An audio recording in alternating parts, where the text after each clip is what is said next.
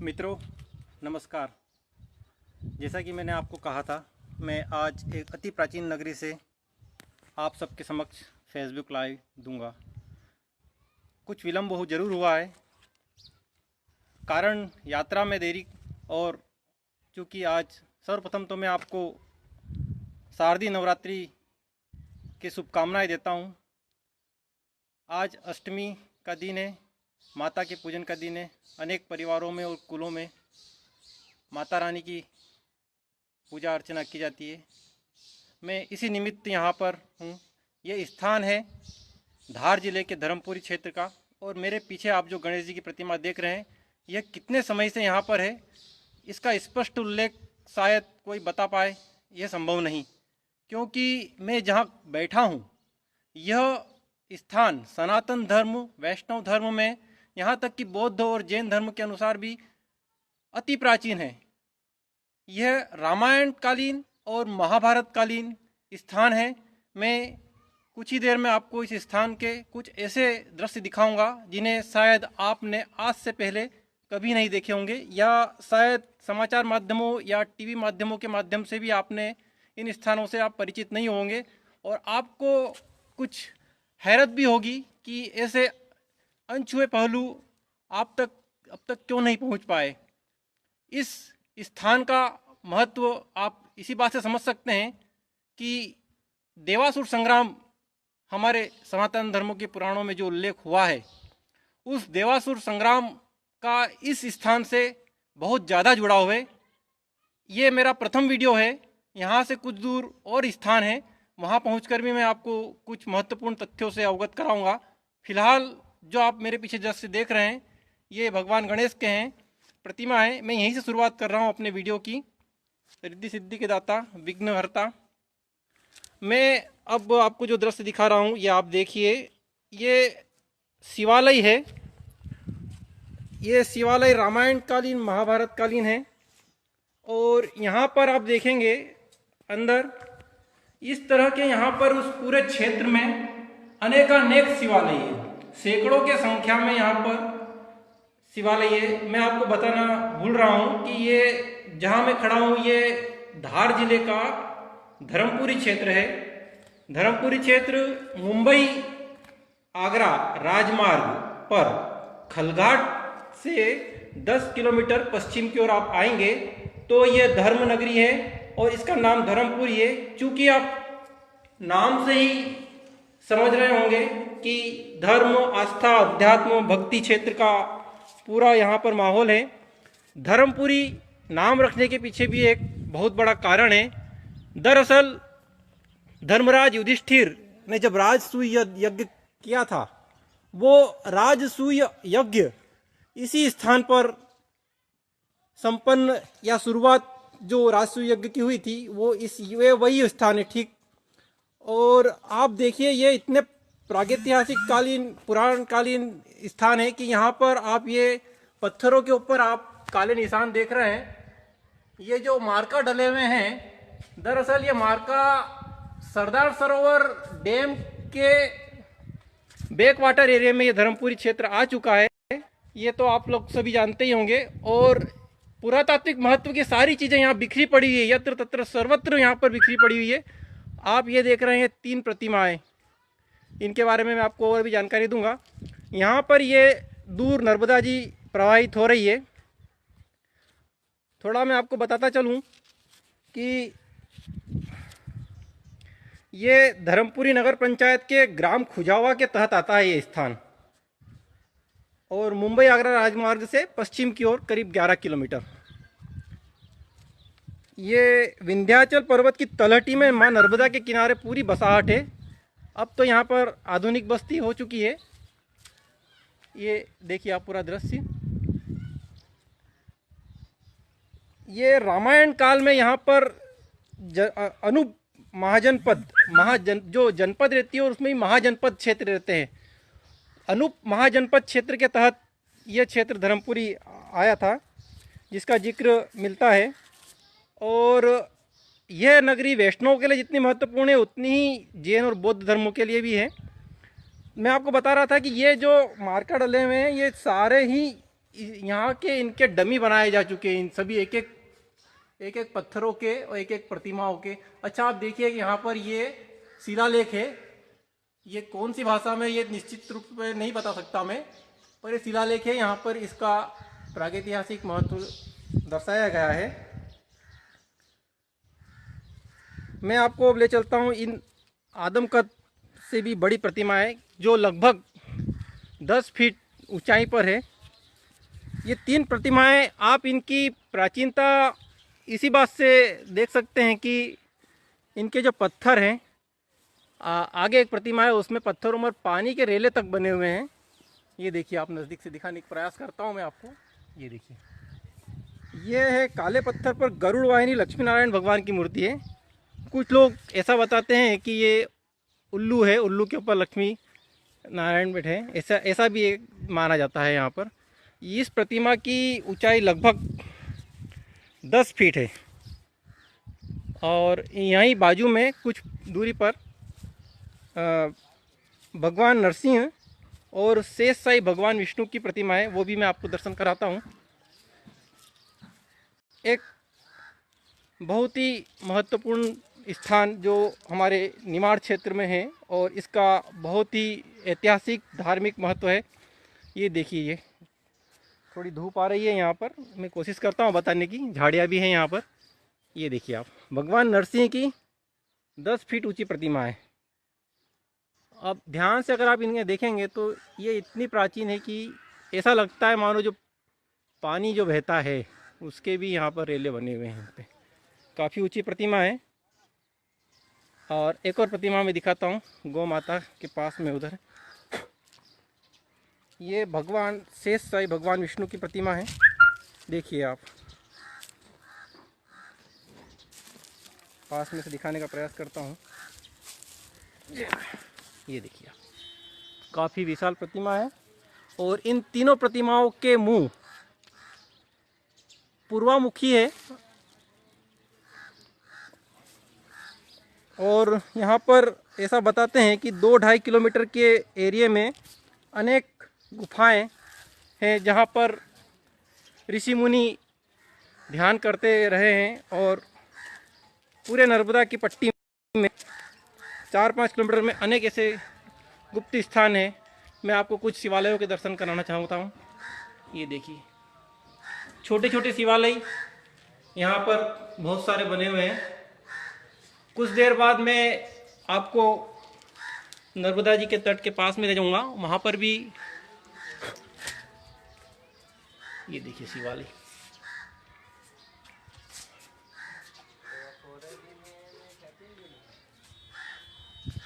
यहाँ पर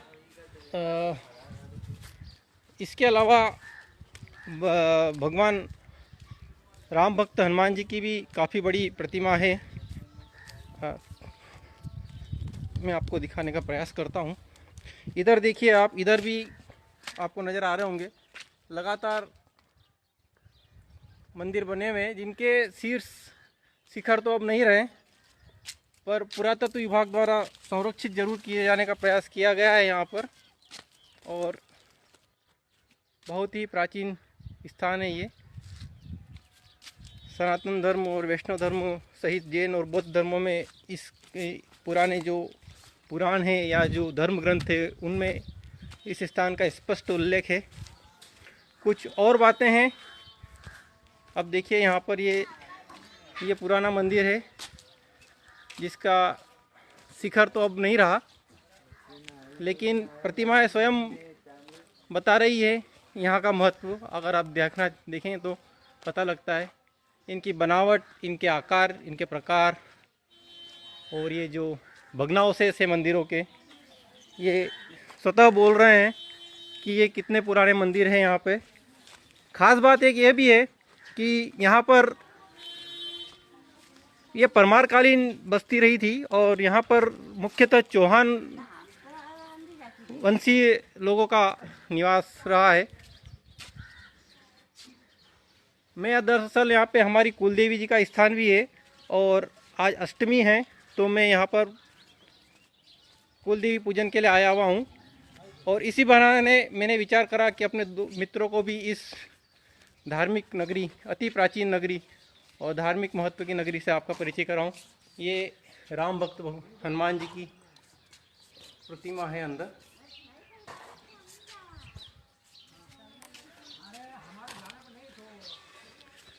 मैं यहाँ पर एक मंदिर है, छोटी सी बस्ती है, हालांकि ये कुब्जा नदी के पास में है, जो अब खुंज नदी के नाम से भी जानी जाती है।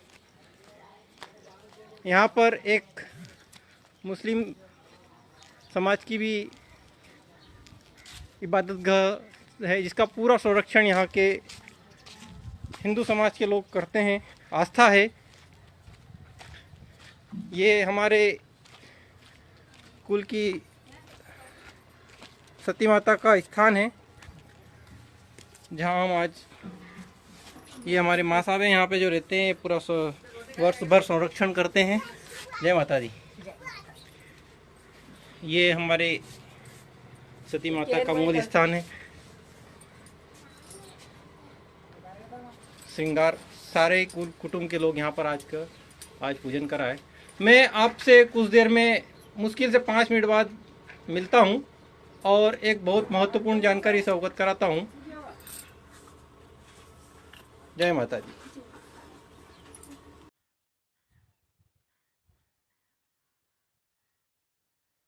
नमस्कार मित्रों, ये मेरा आज का द्वितीय फेसबुक लाइव है।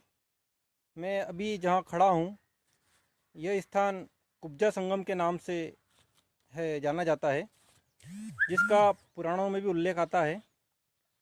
मैं आपको एक दृश्य दिखाता हूँ। ये देखिए आप, ये जो आप काले पत्थर देख रहे हैं और ये नीचे जो चट्टान देख रहे हैं, दरअसल ये कुब्जा नदी और नर्मदा नदी का संगम स्थल है। इस स्थान का पुराणों में उल्लेख है।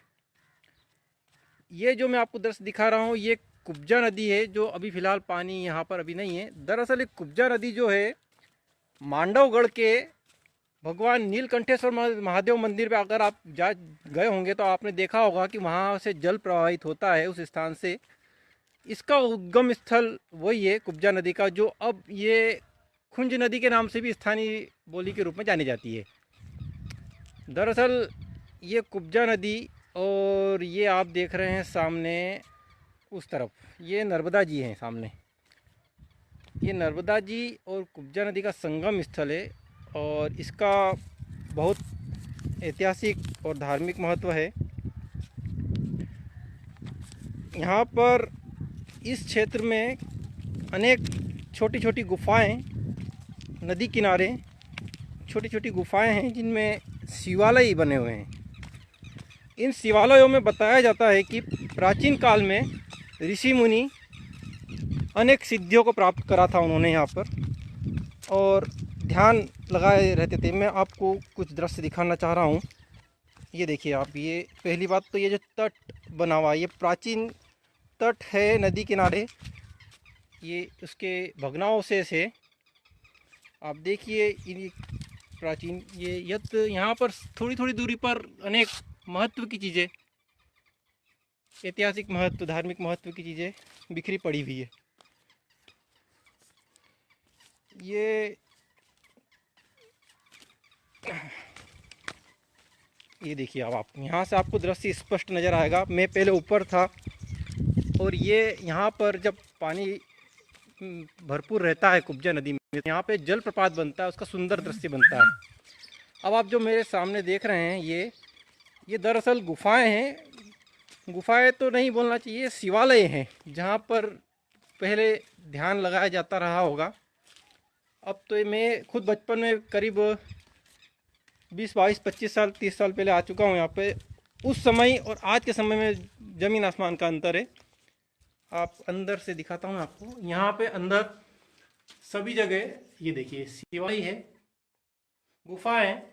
ये आपको आकृति इसकी मालूम पड़ेगी, अब मालूम पड़ेगी। ये मेरे हाइट के बराबर है, सिर टकरा रहा है मेरा यहाँ पर ऊपर। यहाँ पर ये करीब 5-7 गुफा रूपी डेहरिया भी हैं और साधना स्थली है। यहाँ पे कुछ शिवालय अच्छे हैं बने हुए हैं। एक ये देखिए यहाँ पर ये जो गोमुख है, ये गोमुख से वर्ष भर अनवरत पानी बहता रहता है। ऊपर नदी में पानी रहे या न रहे, इस गोमुख से यहाँ पर, और ये स्थान लगभग वर्ष भर गीला रहता है। यहाँ पर ये शिवालय है। एक दूसरा स्थान बताता हूँ मैं। इसी तरह यहाँ पर भी शिवालय है। एक स्थान जो आपको नज़र आ रहा है, स्थानीय लोग बताते हैं कि ये दरअसल वो स्थान है जहाँ से मांडवगढ़ के लिए गुफा है। यहाँ से ये वो गुफा का प्रवेश द्वार है। अंदर जाना थोड़ा सा रिस्की हो सकता है, मैं जा नहीं पाऊँगा, अंधेरा भी है वैसे। इसको बताते हैं कि गुफा को बंद कर दिया गया है। ये गुप्त रास्ता था, सीधा मांडव के किलों में निकलता था। अब इसको बंद कर दिया गया है। अब ये जो यहाँ पे आप पानी देख रहे हैं, चाहे कितनी ही गर्मी पड़े, पर ये जो है यहाँ पर 7 कुंड है, बड़े पवित्र कुंड माने जाते हैं। इन 7 कुंडों में पानी वर्ष भर रहता है और नियमित तौर पर यहाँ पर धर्मावलंबी दर्शन के लिए आते हैं। मैं एक बहुत महत्वपूर्ण बात बताऊंगा, वो सबसे आखिरी में, कि क्या इस स्थान का इतना महत्व क्या है। उसके पहले कुछ महत्वपूर्ण जानकारी दूं कि ये जो मैंने गुफाओं के अंदर आपको भगवान शिवालय दिखाए हैं, इनके नाम क्रमशः भुवनेश्वर, पंचरेश्वर, नागेश्वर, बटुकेश्वर, जलेश्वर और सोमेश्वर, इस तरह से इनके नाम हैं।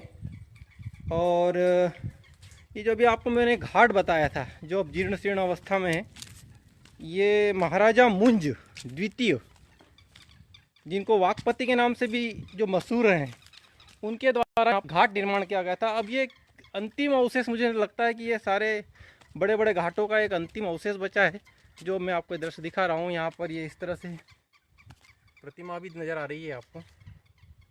ये 973 से 997 के मध्यकाल के बताए जाते हैं।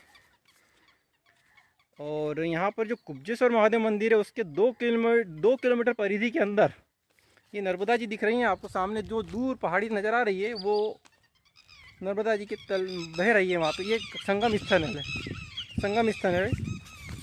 यहाँ पर 2 किलोमीटर परिधि में 1.25 कोटि शिवलिंग, 1.25 कोटि शिवलिंग है, और इस वजह से यह शिव क्षेत्र के नाम से भी जाना जाता है।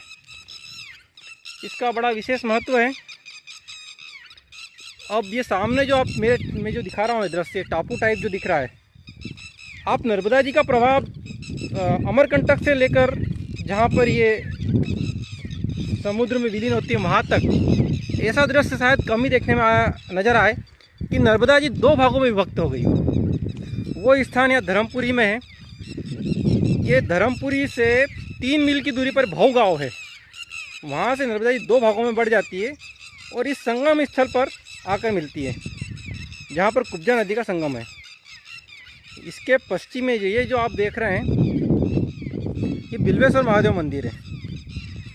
अब इस धर्मपुरी का न केवल धार्मिक महत्व है, बल्कि ऐतिहासिक महत्व भी है। मैं दिखाने का प्रयास करता हूँ, शायद यहाँ से तो नज़र ना आए, पर ये लंबा क्षेत्र है। टापू जो है, इसके एक सिरे पर दीप स्तंभ बना हुआ है। इस दीप स्तंभ वो दीप स्तंभ है जो रानी रूपमती ने बनवाया था। ऐसा बताते हैं कि रानी रूपमती जब तक मां नर्मदा के दर्शन ना कर ले, तब तक भोजन ग्रहण नहीं करती थी।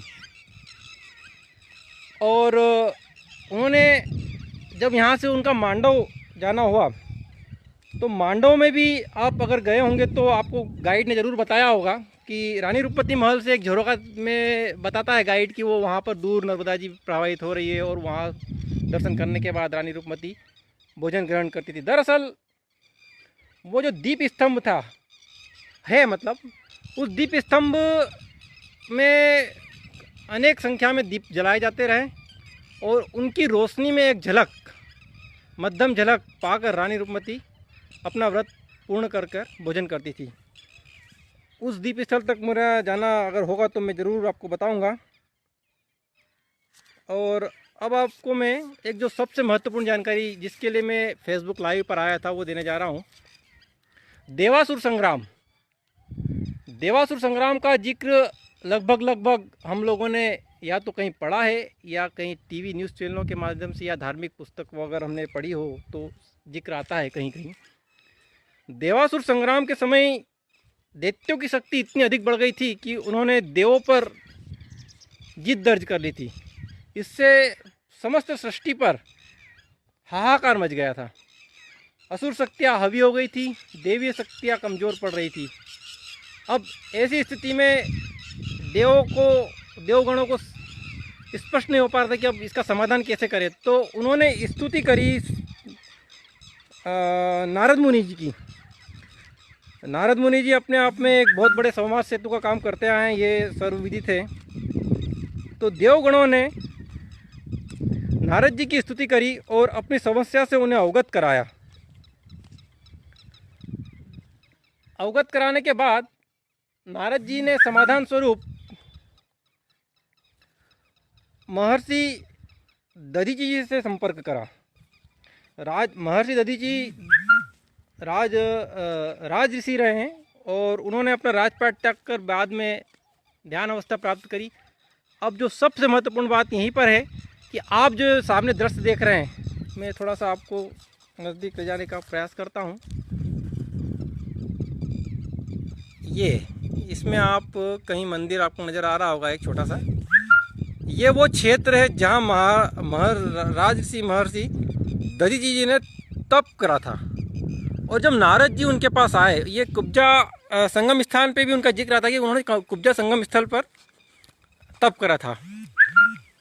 तो जब नारद जी ने उन्हें बताया कि देवगणों की ये समस्या है, आसुरी शक्तियाँ प्रबल हो रही हैं और सृष्टि पर संकट है, तो उन्होंने अपने तपोबल से, महर्षि दधीचि जी ने तपोबल से बताया कि मैंने माँ नर्मदा के किनारे तप किया है और इससे मेरी शरीर की हड्डियाँ वज्र के समान हो गई है। अगर उनसे अस्त्र बनाया जाए, शस्त्र बनाया जाए और उसका प्रहार दैत्यों पर किया जाए तो देवगण अपना इच्छित फल प्राप्त कर सकते हैं। जब यह सूचना नारद जी के माध्यम से देवराज इंद्र के पास गई तो देवराज इंद्र ने महर्षि दधीचि से संपर्क करा और उनसे याचना करी कि हे महर्षि, देवों के ऊपर आए संकट का आप समस्या का समाधान करें। तो उन्होंने प्रसन्नतापूर्वक सृष्टि के भलाई के लिए महर्षि दधीचि ने कहा कि मेरी जंघा की हड्डियां आप लीजिए और इसे कामधेनु के माध्यम से शुद्ध करके उसका वज्र बनाइए और उससे प्रहार करिए। तो महर्षि दधीचि जी के निर्देशानुसार देवराज इंद्र ने महर्षि दधीचि से उनकी जंघा की हड्डियां प्राप्त करी, उसको कामधेनु के माध्यम से शुद्ध करा और उससे बने अस्त्र से प्रहार करा और तब जाकर असुरी शक्तियाँ कमज़ोर पड़ी और देवगणों की विजय हुई।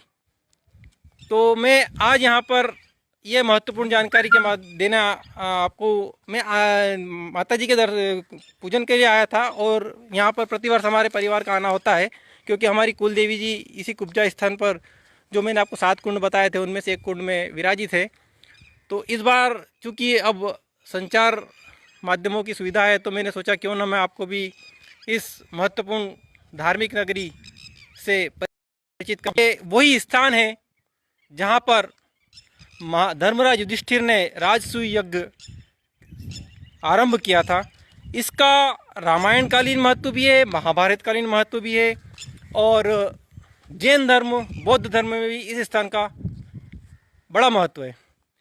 चूँकि अब सरदार सरोवर डैम बनने के बाद से ये पूरा क्षेत्र डूब क्षेत्र में आ चुका है और यहाँ पर जितने भी प्रागैतिहासिक, धार्मिक, ऐतिहासिक महत्व की जितने भी अवशेष, भग्नावशेष है, उनकी कोडिंग करके उनके डमी बनाए जा चुके हैं और शायद निसरपुर या कहीं पर एक संग्रहालय भी बनाया गया है शासन की ओर से। वहाँ पर ये सारे जितने भी महत्वपूर्ण स्थान हैं या जो प्रतिमाएं हैं उनकी डमी बना कर रखी जा रही ताकि आने वाली पीढ़ियों को यहाँ के इतिहास से रूबरू कराया जा सके, क्योंकि कुछ समय बाद जब भी सरदार सरोवर डैम की ऊंचाई बढ़ेगी तो सारा जितना भी क्षेत्र आप मैंने ऊपर से भी आपको बस्ती दिखाई थी, ये सारी बस्ती जल विलीन हो जाएगी। मैं आपको वो कुंड भी दर्शन कराता हूँ जहाँ पर हमारे कुल देवी जी का स्थान है। ये वो पवित्र कुंड है और साथ ही यहाँ पर छोटे छोटे 7 कुंड है। स्थानीय स्तर पर साथ ही क्षेत्रीय स्तर पर इन कुंडों में जल पवित्र जल की मान्यता है। ये कुंड है दूसरा।